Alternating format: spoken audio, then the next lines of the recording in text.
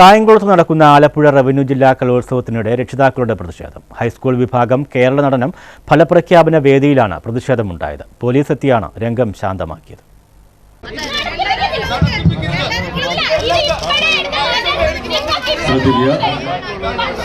ഈ വേദിയിൽ അടുത്തതായി ഹയർ സെക്കൻഡറി വിഭാഗത്തിന്റെ കേരള നടന മത്സരം പെൺകുട്ടികൾ ആരംഭിക്കുകയാണ്.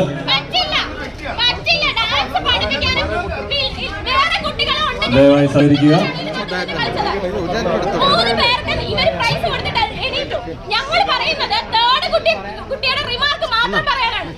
കായംകുളത്ത് നടക്കുന്ന ആലപ്പുഴ റവന്യൂ ജില്ലാ സ്കൂൾ കലോത്സവത്തിന്റെ കേരള നടനം അരങ്ങേറിയ പ്രധാന വേദിയിലായിരുന്നു രക്ഷിതാക്കൾ പ്രതിഷേധവുമായി രംഗത്തെത്തിയത്. വിധി നിർണയത്തിൽ അപാകതകളുണ്ടെന്നായിരുന്നു ആക്ഷേപം.